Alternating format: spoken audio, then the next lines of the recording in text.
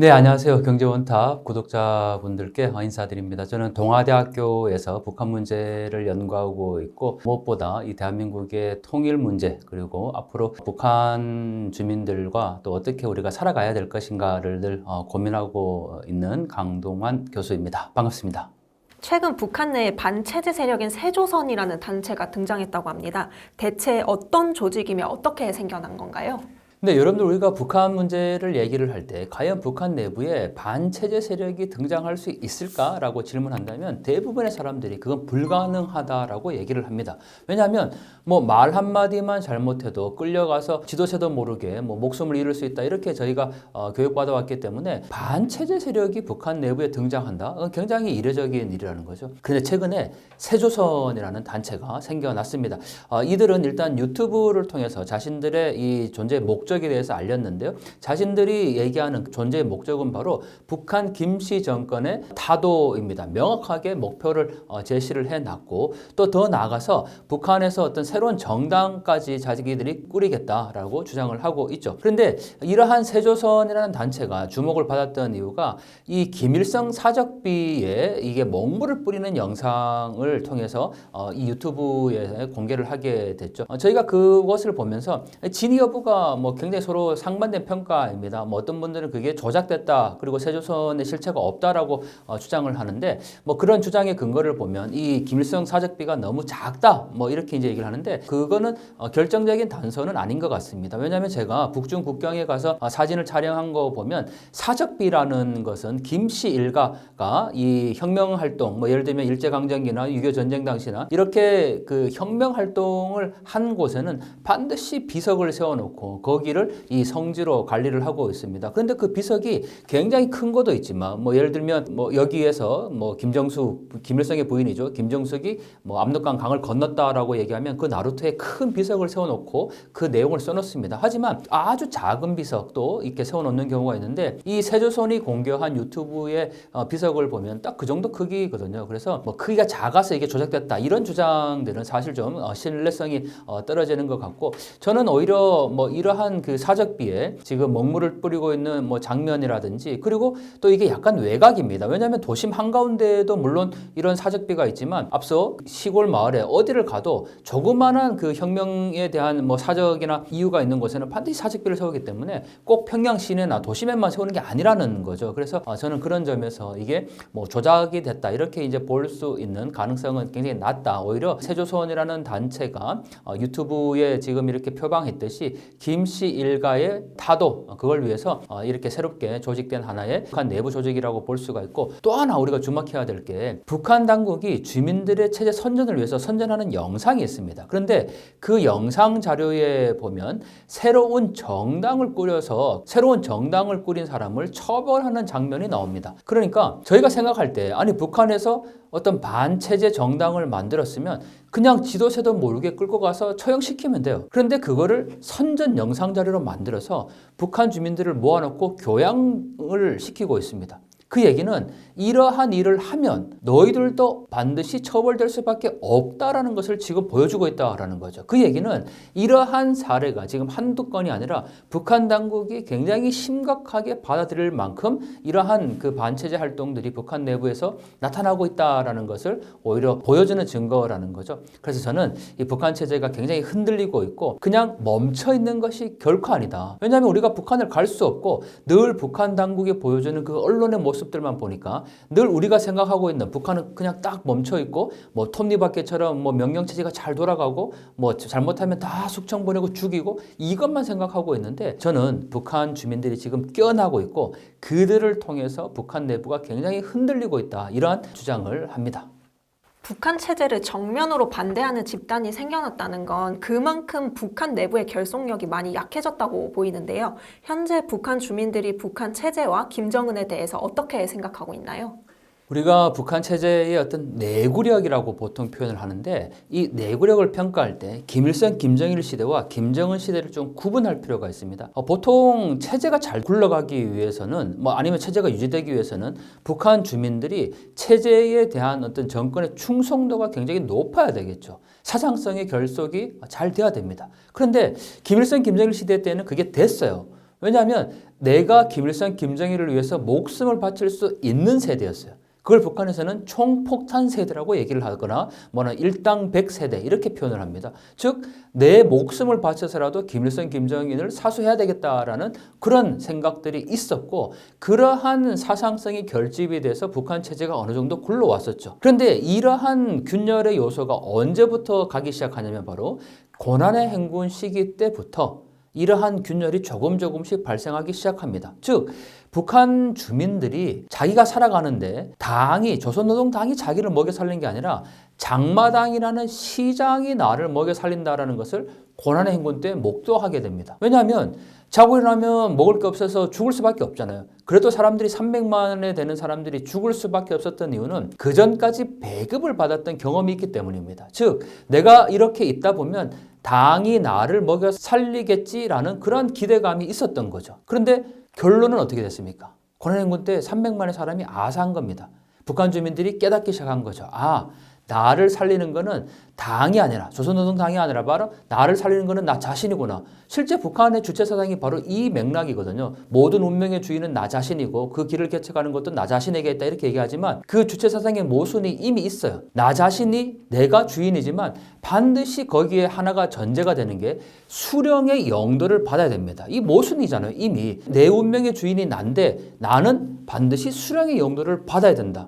이게 주체상이 이미 모순인 거야. 그런데 이 고난의 행군대 보니까 실제로 수령이 나를 먹여 살리고 뭐 당이 나에게 배급을 준 게 아니라 시장이 장마당이 나를 먹여 살리게 된 거죠. 그리고 그때부터 조금씩 남한의 영상물이 북한에 유입되기 시작합니다. 즉 먹을 것이 없어서 최후의 선택으로 중국으로 넘어온 사람들이 먹는 문제를 해결하고 나서 다시 가족들에게 이제 돌아가야 되는데 먹는 식량만 갖고 들어간 게 아니라 남한의 영화나 드라마, 소식이 담긴 USB를 그때부터 조금씩 갖고 들어가기 시작한 겁니다. 그게 20년 동안 지금 이제 북한 내부에 확산이 됐고 더 본격적으로 추진된 건 2000년대 중반부터라고 할 수가 있죠. 이게 시장에서 돈이 되는 물건이 된 겁니다. 즉 이러한 정보가 이제 확산이 되면서 북한 내부에서 주민들이 명확하게 남한에 대해서 알기 시작을 했고 그게 북한 체제에 지금 결정적인 흔들리고 있는 하나의 동력으로 작동을 하게 된 거죠.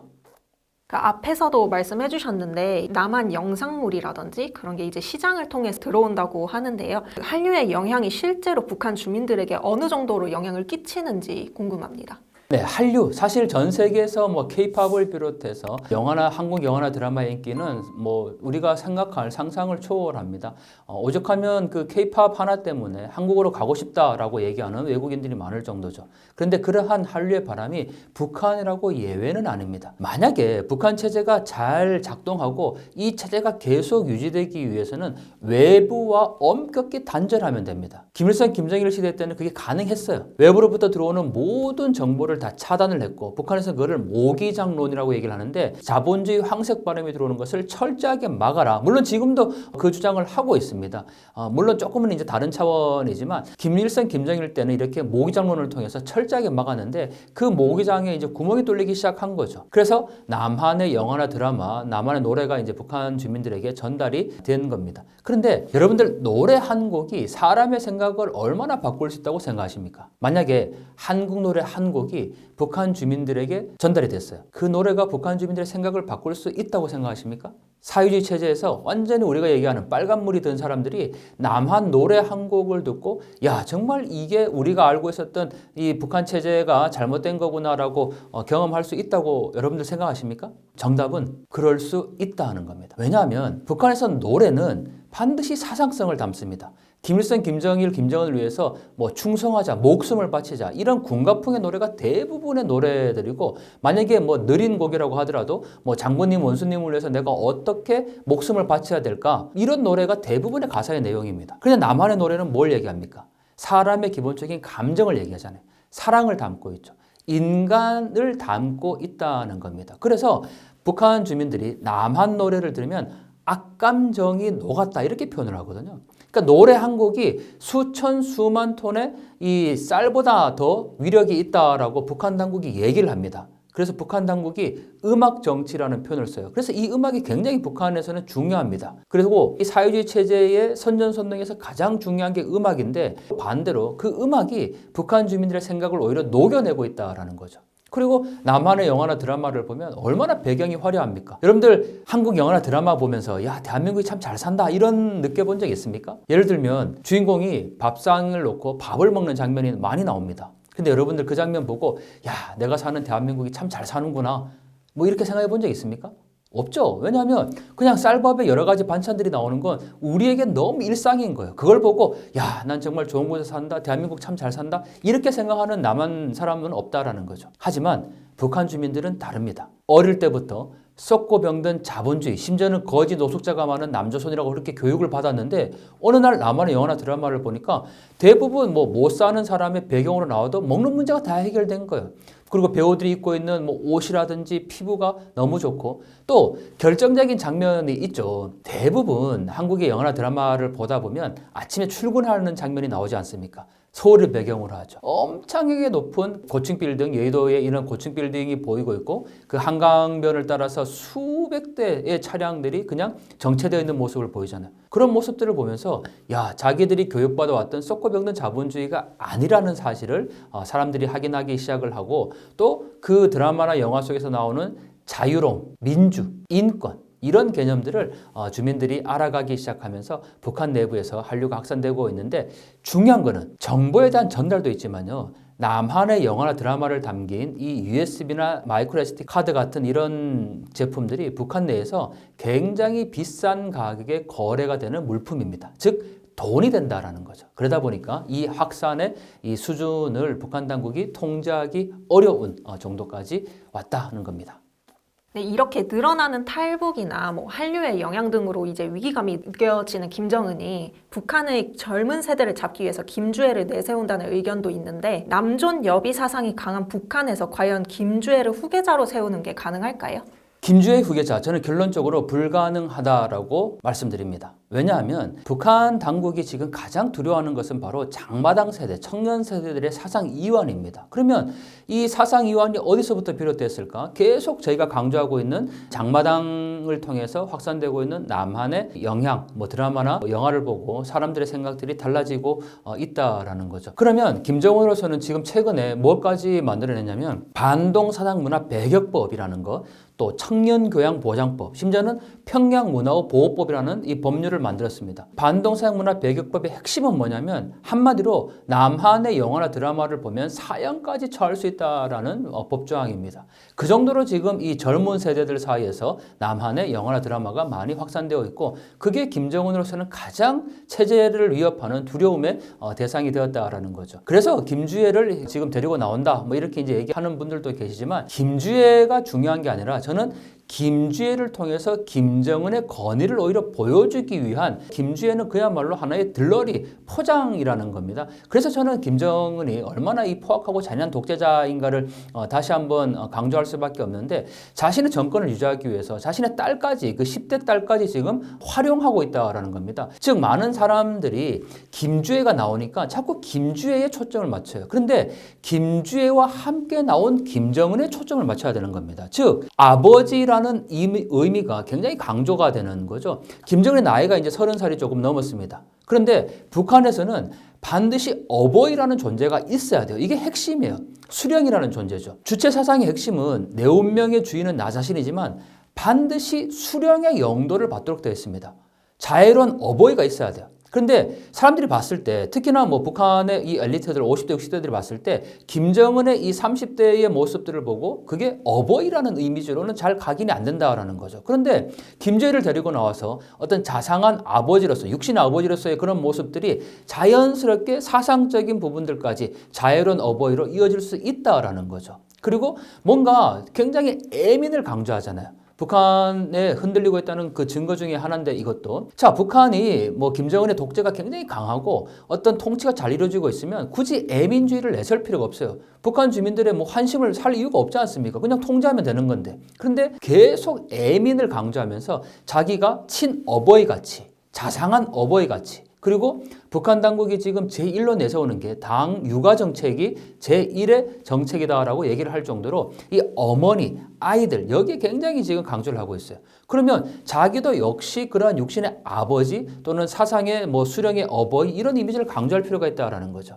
그런 점에서 저는 김주애를 김정은의 어떤 이미지 정치를 위해서 활용하고 있다라고 보게 되는 거고, 하지만 4대 세습에 대한 가능성을 저는 배제하지는 않습니다. 우리가 김주애가 4대 세습의 후계자다 아니다 이런 논쟁보다는 일단 뭘 전제하고 가야 되냐면, 저는 학자로서 또는 학자지만 이게 굉장히 다른 얘기거든요. 학자로서 객관성을 지켜야 된다라고도 얘기를 하지만 학자가 그럴 수 있냐라고 얘기하는데, 저는 오히려 4대 세습은 안 된다라는 그런 가치의 부분도 학자로서 제시할 수 있어야 된다라고 생각을 합니다. 저는 4대 세습의 후계자로 김주애가 맞다 아니다 이런 학술적인 논쟁을 하기보다는 일단 4대 세습은 안 된다 이걸 전제하고 가야 돼요. 여러분들 북한의 4대 세습을 통해서 지금 이렇게 한반도가 계속 전쟁의 위협이나 또는 독재 정권 아래에서 그렇게 살아가는 북한 주민들을 그냥 두고 우리가 살아가야 됩니까? 4대 세습은 끊어야 됩니다. 전 세계 어디에도 이런 독재가 없어요. 이게 전제를 하고 나서 우리가 이 북한의 4대 세습 문제를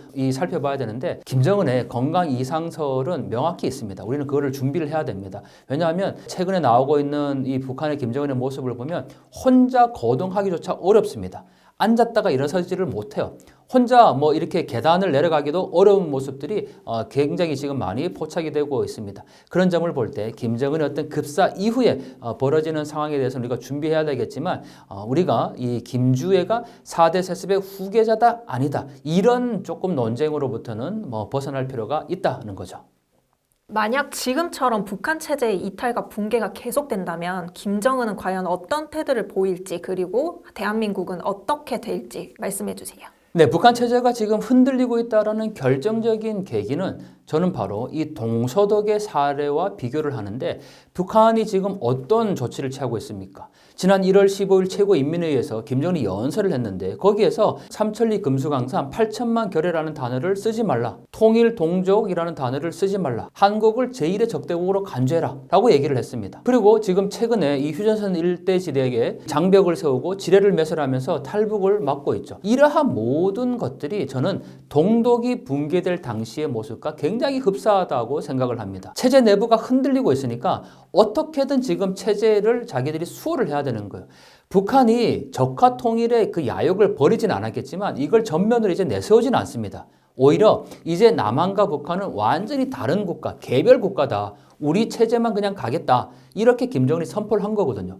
왜 했을까? 현실을 직시한 거죠. 자기들이 남한까지 그렇게 이제 뭐 적화통일하고 이럴 여력이 없는 거예요. 오로지 그냥 자신의 정권만 유지하면 된다라고 생각을 하고 있죠. 그러한 입장을 누가 취했느냐? 바로 동독이 그렇게 한 겁니다. 결정적으로 동독은 국경이라는 표현을 썼거든요. 동서독 사이에서. 왜냐하면 동독과 서독은 전혀 다른 개별 국가다라고 생각했고 그러한 주장을 했기 때문에 동독은 국경이라는 표현을 썼습니다. 하지만 서독은 하나의 독이라는 원칙을 배제하지 않았고 접경이라는 표현을 사용합니다. 특수관계라는 거죠. 다른 나라가 아니라는 거예요. 지금 우리가 똑같죠.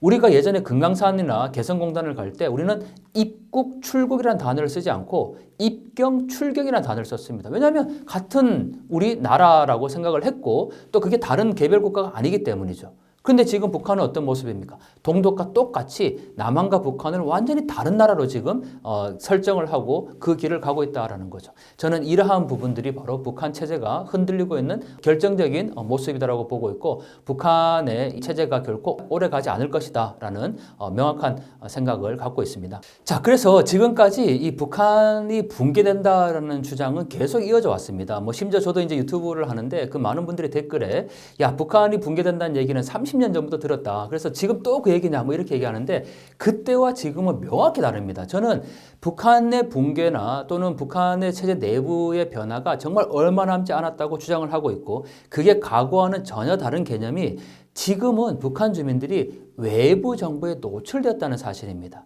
그리고 그 외부 정부에 노출된 북한 주민들의 이 인식을 김정은과 북한 당국이 의식하고 있다라는 거죠. 저는 그게 핵심이라고 봅니다. 결국 우리가 지금 뭘 해야 될까? 저는 지금 준비해야 된다고 생각합니다. 내일 당장 북한의 어떤 급변 사태가 나와도 그거 절대 이상한 게 아니에요. 왜냐하면 북한 주민들이 외부 세계에 대한 정보를 알기 시작을 했고 더 나아가서 비교하기 시작한 겁니다. 여러분들 다 같이 못 살면 결코 아무런 일이 일어나지 않아요. 그런데 북한 당국이 자기들이 사는 곳이 사회주의 지상낙원이었고 우리가 수령을 모시고 사는 것이 복이다라까지 그렇게 얘기했던 북한 주민들인데 어느 날 보니까 자기들은 정말 너무나도 열악한 상황에 살고 있고 남한은 너무 잘 살고 있는 거예요. 비교하게 증거가 생기게 된 거예요. 그래서 그러한 비교가 생겼기 때문에 북한 주민들의 체제 이탈률이 굉장히 높아질 수밖에 없는 거고 김정은은 그걸 너무 잘 알고 있죠. 그래서 계속 이렇게 지금 통제하고 감시의 강도를 높이고 있는데 저는 그러한 불만들이 반드시 표출될 수밖에 없다. 그래서 우리는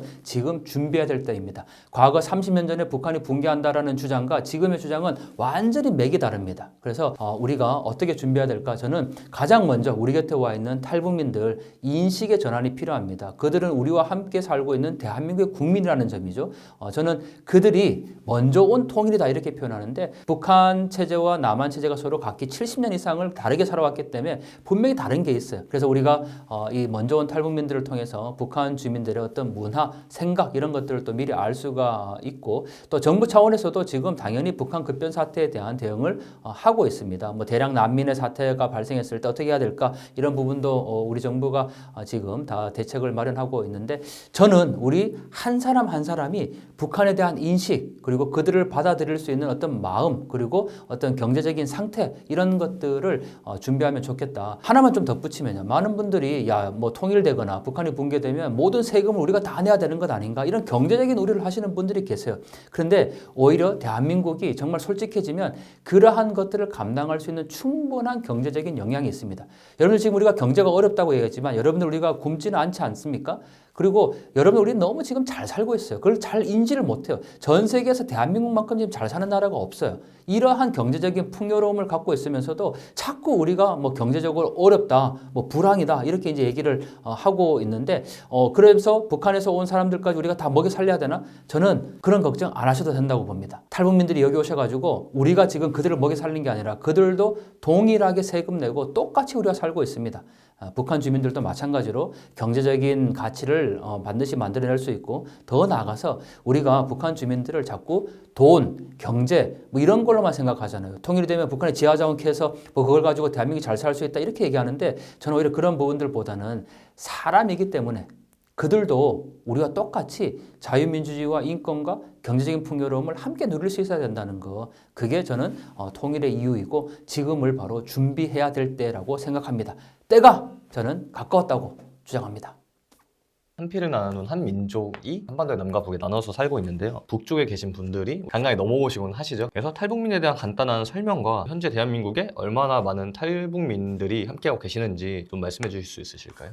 네, 대한민국은 뭐 남북한으로 분단되어 있기 때문에 저희는 고향이 남쪽인 사람들이고 또 고향이 북쪽인 사람들이 있죠. 1990년대 말에 북한이 소위 고난의 행군이라는 것을 겪습니다. 30만에서 약 300만의 사람이 아사했던 시기가 바로 이 고난의 행군인데 바로 그때부터 탈북민이라고 불리는 사람들이 한국에 넘어오기 시작합니다. 대한민국에 이제 실향민 분들이 있는데 그분들은 6.25 전쟁 이후에 오신 이제 분들이라면 탈북민들은 대부분 1990년대 말에 한국에 넘어온 분들이라고 할 수가 있죠.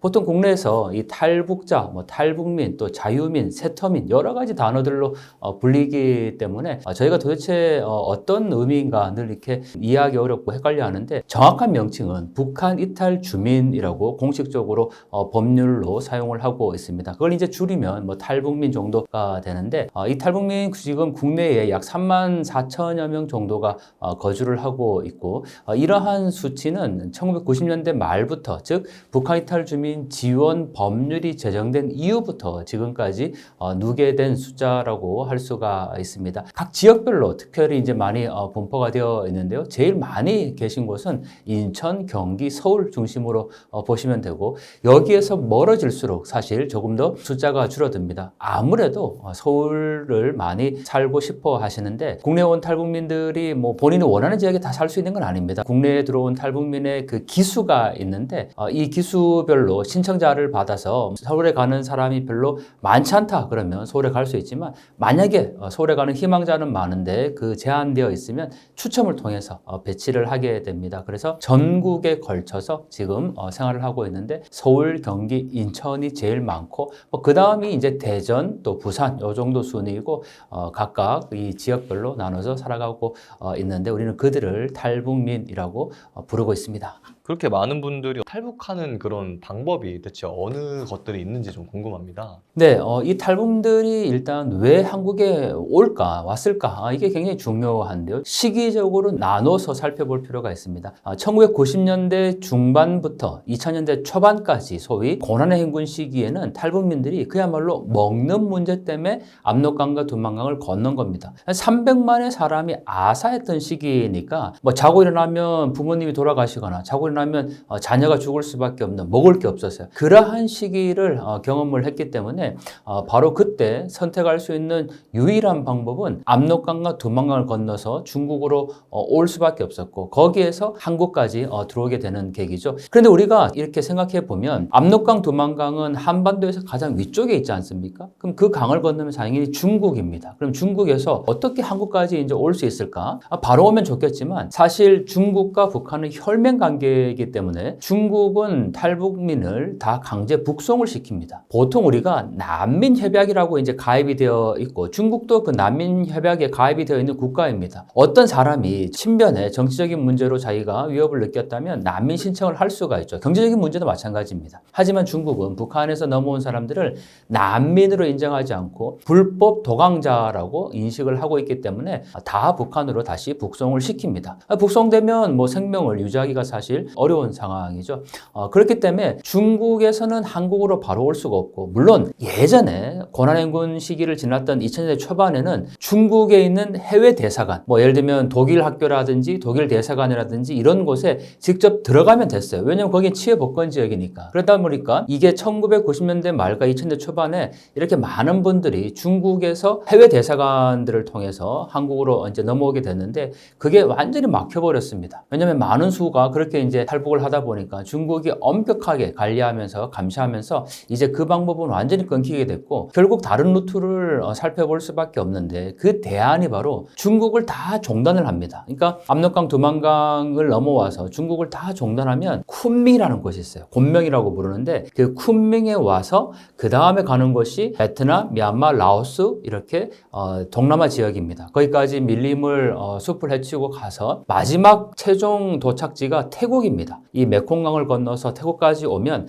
그 태국에서 한국으로 들어오게 되는 거죠. 왜냐하면 이 태국은 난민 지위를 인정을 해줍니다. 그래서 오히려 태국에 가면 탈북민들이 이제 경찰에 잡혀야 돼요. 본인이 가서 내가 북한에서 왔는데 나를 한국으로 데려다 달라 이렇게 얘기를 하면 태국에 있는 난민 수용소에서 잠시 체류를 하다가 한국 대사관에 인계되어서 한국까지 오게 되는 그런 루트인 거죠. 지금은 이 루트가 그래도 아직까지는 이제 살아있는데 중요한 건 코로나19 때 이 중국이 엄격하게 이동을 통제하면서 지금 이 루트도 거의 막혀지고 있는 상황입니다. 그리고 또 하나 북한의 김정은이 국경을 엄격하게 지금 통제하면서 거의 압록강, 두만강 쪽으로 탈북하기가 굉장히 어려워지게 된 상황이 돼버렸고요. 그 외에 뭐 몽골 루트도 예전에 있었는데 이 고비 사막을 넘어서 몽골까지 가면 몽골에서 한국으로 넘어오는 방식이었죠. 그런데 이건 역시도 중국 국경을 넘어야 몽골까지 갈 수가 있거든요. 우리가 보통 내몽골, 외몽골 이렇게 표현하는데 내몽골은 몽골이 아니라 그야말로 중국입니다. 그냥 중국령이에요. 그래서 이 내몽골을 넘어서 몽골로 와야 몽골에서 한국으로 올 수 있는데 내몽골을 중국이 엄격히 지금 감시하고 통제하고 있기 때문에 이 루트도 지금 완전히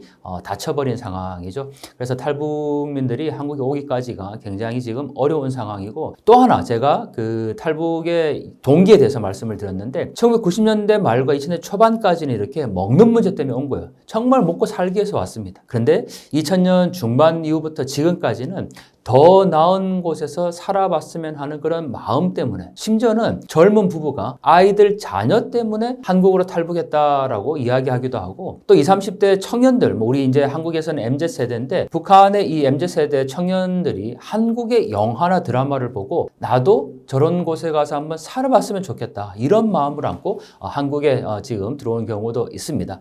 그래서 우리가 탈북민을 만나면 늘 배고파서 왔다, 뭐 심지어 어떤 분들은 야, 뭐 북한 버리고 배반하고 왔다, 이렇게 얘기하는데, 그게 원래 탈북민이 조국을 배반하고 온 게 아니고 우리가 헌법상에 그들은 대한민국의 국민으로 명백히 되어 있습니다. 그래서 그들을 조국을 배반하고 왔다, 그건 이제 북한 당국이 그들에게 주장하는 거니까 절대 그렇게 봐서는 안 될 것 같고요. 자유를 찾아서 더 나은 곳에 살아가고자 하는 그 희망 때문에 지금 우리 곁에 와 있는 이웃이다라고 보면 될 것 같습니다. 최근 들어서 이제 북한의 현역 군인들이 지뢰밭과 삼엄한 감시를 뚫고 막 걸어서 귀순을 하는 이런 일들이 연달아 발생하고 있습니다. 북한 입장에서 보았을 때 이게 얼마나 심각한 사안으로 여겨질까요? 네, 여러분들 휴전선의 경계라는 것은 상상을 초월합니다. 특히 북한 지역 같은 경우에는 지금 지뢰를 계속 매설하고 있고 또 삼엄한 경비와 감시를 하고 있습니다. 그 죽음의 문턱을 넘어서서 대한민국으로 왔다라는 것은 굉장히 큰 용기와 결단이 필요한데요. 그러면 왜 이렇게까지라도 이제 와야 될까 또는 올까? 그게 이제 중요한데, 압록강과 두만강을 건너서 오는 거는 대부분 브로커가 있습니다. 그러니까 고난의 행군 시기, 1990년대 말과 2000년대 초반에 넘어올 때는 그냥 북한에서 앉아 있으면 죽었어요. 먹을 게 없으니까. 그러니까 다른 선택지가 없이 강을 건너게 됐고, 그때 국경을 지키던 군인들도 할 수 없이 강을 열어줄 수밖에 없는 거예요. 다 죽어가고 있는 상황이었으니까. 그런데 그 이후에 2000년대 중반부터는 이 북중 국경의 감시가 엄격해지면서 탈북이 어려워지게 되죠. 근데 거기에 이제 누가 개입을 하게 되냐면 탈북 브로커가 생기게 됩니다. 이 브로커는 단순하게 혼자 활동하는 게 아니고 북한 내부에서 국경 수비대와 연계되어 있고, 또 중국에서는 중국으로 이동하는 조직책, 또 동남아에서 이동하는 조직책, 한국 조직책, 이렇게 다 연결이 되어 있습니다. 그래서 브로커를 통해서 북중 국경의 압록강과 두만강을 건너서 올 수가 있는데, 휴전선은 브로커가 없지 않습니까? 그냥 복무하다가 북한 군인이 그냥 넘어와야 되는 상황인 거예요. 그리고 어떤 루트로 어떤 길로 가야 될지 아무것도 정해진 게 없습니다. 얼마 전에 개봉한 탈주라는 영화 혹시 보셨습니까? 그 영화에 보면 그 주인공이 한국으로 탈북하기 위해서, 탈주하기 위해서 몇 년 동안 준비를 하는데, 그게 지뢰가 매설된 지도를 본인이 그립니다. 이 지뢰가 어디에 있는지 모르잖아요.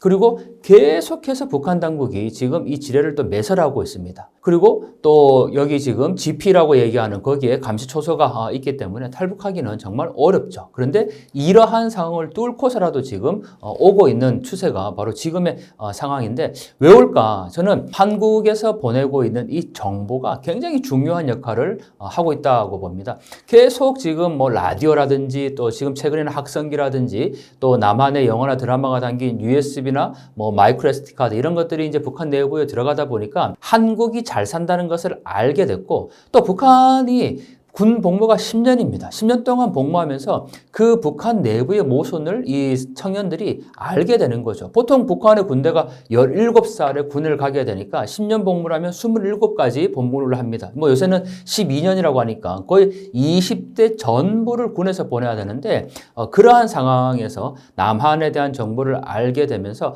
내가 정말 더 좋은 곳에, 다른 곳에 가서 내 삶을 살아야 되겠다라는 생각을 하게 된다라는 거죠. 저는 요즘에 이 휴전선을 넘어서 또는 뭐 서해안이나 동해안에 이렇게 그 해안을 통해서 뭐 심지어는 헤엄쳐서 그렇게 탈북을 하고 있는 이 양상이 북한이 굉장히 흔들리고 있다. 그리고 북한의 이 군인들이 남한의 정보를 굉장히 많이 접하고 있다라는 하나의 반증으로 봐야 되는데요. 그런 점에서 우리가 어떻게 하면 이 북한에 우리의 또 정보를 잘 전달할 수 있을까, 이런 거를 고민해야 되는 시점이죠.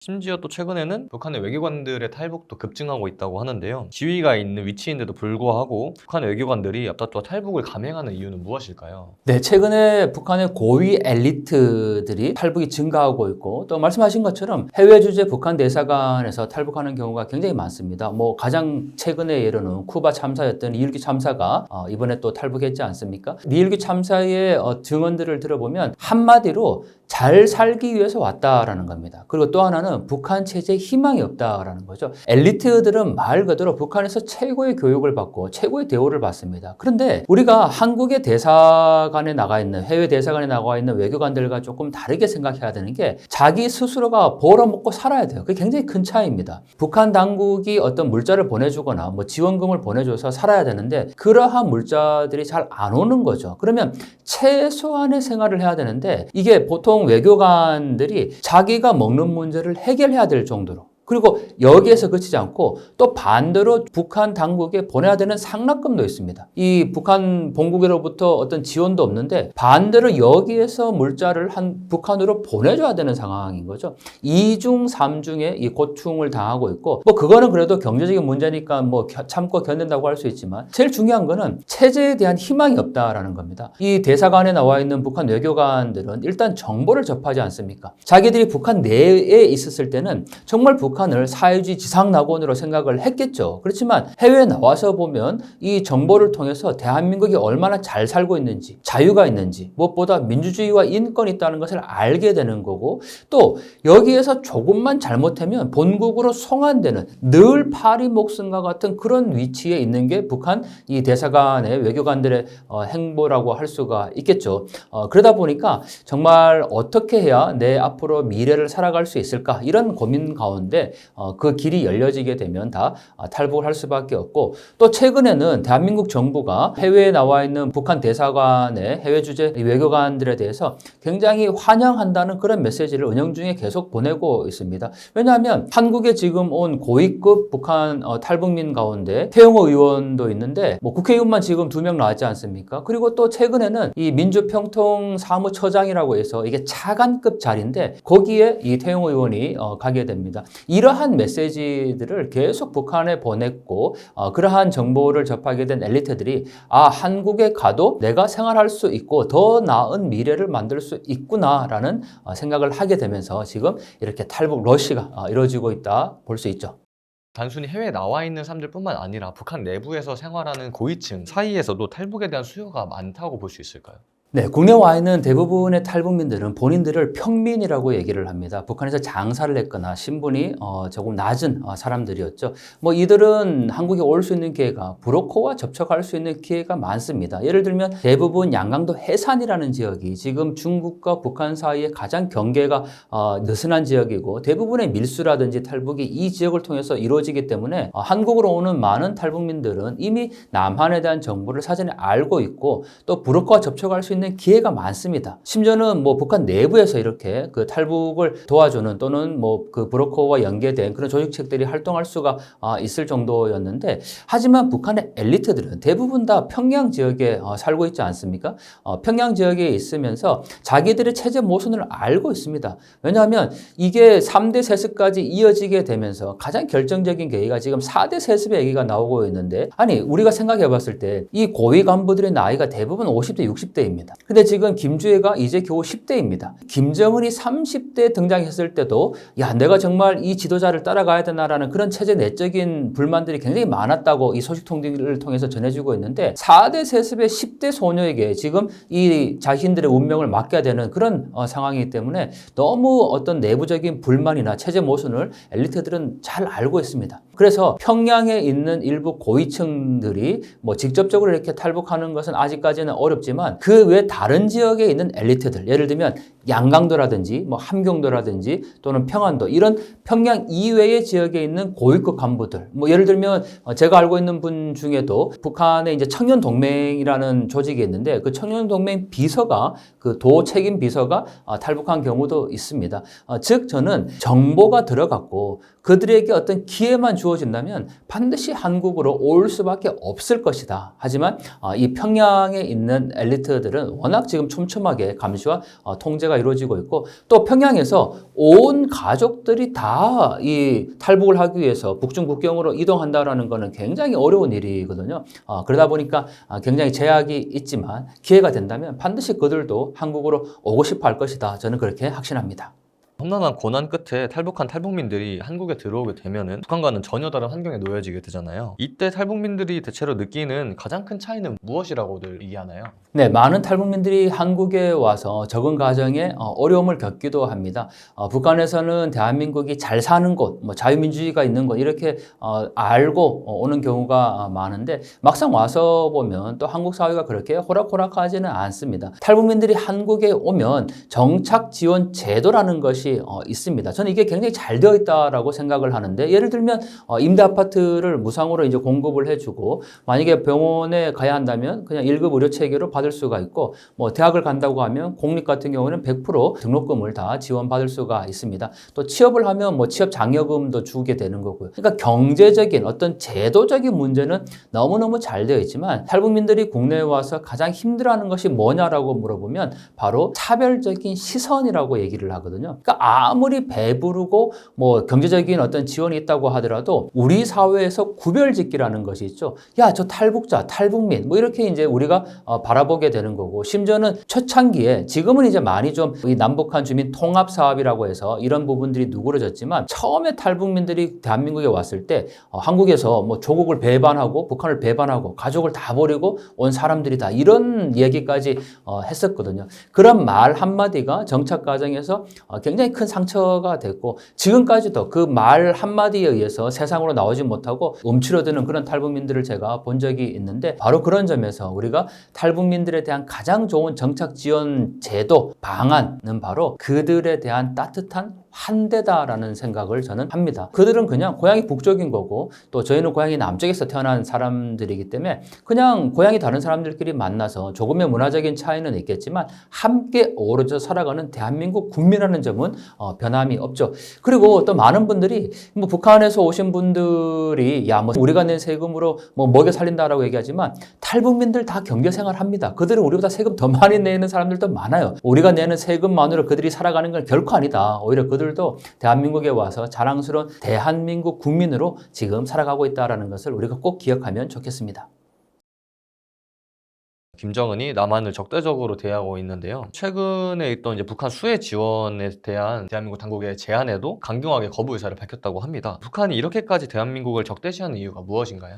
네, 지난 1월 15일 최고인민회의에서 북한의 김정은이 명확하게 얘기하지 않습니까? 한국을 제1의 적대국으로 주적으로 간주해라라고 얘기한 이후로 지금 북한의 모든 이 매체에서는 남한을 지우고 있습니다. 심지어 북한도 이제 조선민주인민공화국 국가가 있지 않습니까? 거기에 보면 삼천리 아름다운 내조국이라는 가사가 있는데 그걸 이 나라 아름다운 내조국으로 바꿀 만큼 모든 지금 북한의 정책에서 김정은의 지시를 따라가고 있습니다. 자, 왜 그렇게 할까? 특히 김정은은 지금 한국에 대해서 완전히 다른 나라라고 지금 이야기를 하고 있죠. 이번 수해에 대처하는 김정은의 모습을 보면 저는 정말 분개하지 않을 수가 없습니다. 여러분들 언론을 통해서 보여지는 또는 지금 보여지는 이 사진들을 통해서 북한 주민들의 모습들을 보면 정말 너무나도 안타깝고 분개하지 않습니까? 이게 사람의 몰골입니까? 이렇게 깡마르고 또 아이들의 얼굴에서 이미 영양이 불균형하고 이게 제대로 먹지 못한 거예요. 여실히 지금 다 드러나고 있어요. 북한 주민들이 경제적으로 어렵고 뭐 심지어는 지금 최근에 식량난을 겪어서 굶어 죽는 사람들이 나타나고 있다. 뭐 이런 이제 보도가 나왔을 때 한국 사회에서 안 믿어요. 믿으려고 하지 않아요. 오히려 북한을 자꾸 더 미화하려고 하는 사람들이 있어요. 그런데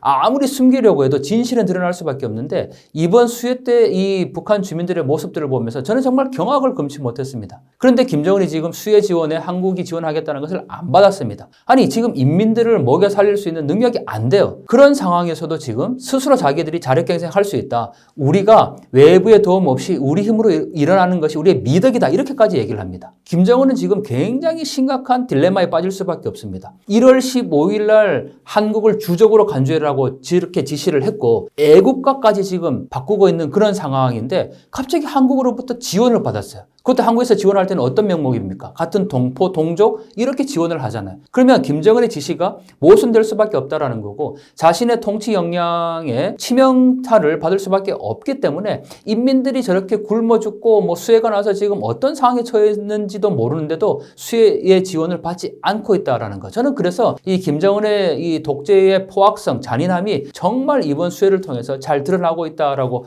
생각이 들고 또 자기들이 뭐 한국의 이 지원을 받는 게 자존심이 상하고 뭐 그러면 다른 해외 지원도 받으면 되잖아요. 근데 안 받고 있습니다. 그 결국은 고통은 누가 당합니까? 다 북한 주민들이거든요.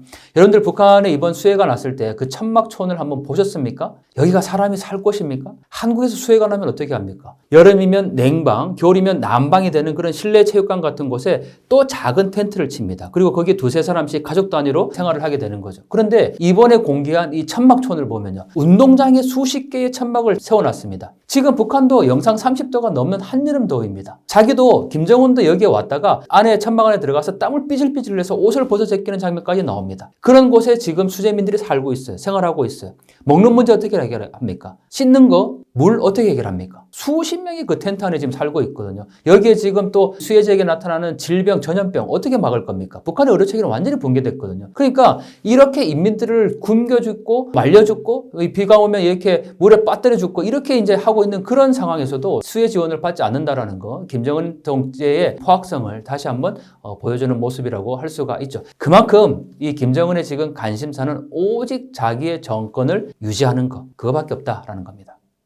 이제 김정은이 남한에 대한 태도를 적대적으로 바꿀수록 국가 간의 갈등을 심하게 만들수록 김정은이 얻을 수 있는 건 무엇이라고 보시나요? 김정은이 이번 수해 현장에 가서 주민들에게 했던 연설을 보면 정말 놀랍습니다. 주민들에게 이 수해 상황을 잘 견디자라고 얘기하면서 하나 덧붙인 게 있는데 바로 한국이 주적이라는 점을 계속 강조하고 있습니다. 아니 지금 수해가 나서 수재민한테 가서 연설을 하는데 한국 얘기를 왜 합니까? 한국이 쓰레기고 김정은이 진두지휘에서 헬기, 직선기로 4,000명을 구해냈는데 한국 쓰레기 언론이 뭐 구해조 과정에서 헬기가 추락했다느니 뭐 1,500명이 아직도 구조되지 못했느니 뭐 이런 주장을 하고 있다. 그래서 한국 언론이 쓰레기다. 더 나아가서 우리가 그 한국의 쓰레기들로부터 지원을 받아야 되느냐 이런 이야기를 하고 있다는 거죠. 자, 그러면서 김정은이 지금 강조하고 있는 것은 바로 적입니다. 자신의 통치 기반이 흔들리고 있기 때문에 외부의 적을 활용하는 겁니다. 이게 가장 기본적인 거지 않습니까? 여러분들 두세 사람이 싸웠어요. 이 하회할 수 있는 가장 좋은 방법은 뭡니까? 전혀 상관없는 외부의 적을 또다시 만들어서 공동의 어떤 전선을 형성하는 건데 지금 북한의 김정은이 그걸 하고 있다는 거죠.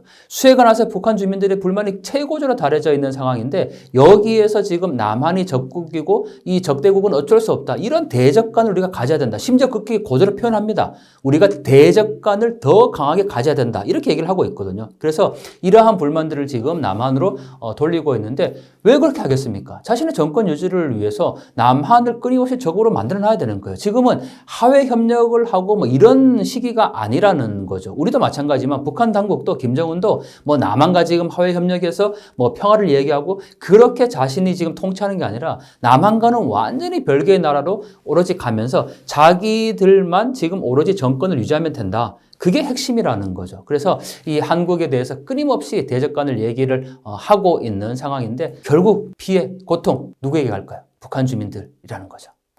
김정은이 사실 뭐 마음 같아서는 전쟁이라도 일으켜서 본인 입지를 더 굳건히 다지고 싶어 할 텐데 그래서 현재 북한군의 군사력 실태가 좀 궁금합니다. 네, 남북한의 군사력 비교를 할 때 많은 분들이 북한의 뭐 120만 군사 수를 얘기를 하고 한국과는 거의 2배다 이렇게 얘기를 하는데 저는 군사의 어떤 수가 문제가 아니라고 생각합니다. 전쟁이 일단 안 나야 되겠죠. 뭐 동족상잔의 비극이 대한민국에서 다시 일어나서는 안 되겠지만 그러나 우리는 또 이 강력한 안보를 바탕으로 튼튼한 국방을 유지해야 되는 것은 맞습니다. 북한의 이 군사 수가 우리보다 배가 되어 있지만 저는 그 시설을 보면 과연 이게 전쟁을 할 수 있는 역량이 있는가라는 생각이 듭니다. 10년 동안 복무를 합니다. 그러면 우리 생각에 10년 동안 뭐 굉장히 사기가 충천하고 뭐 군사훈련을 받고 이렇게 생각할 수도 있지만 이미 10년이라는 그 군 복무 기간 중에 굉장히 흐트러질 수밖에 없는 그런 이 모습들을 제가 북중 국경에서 많이 보게 됩니다.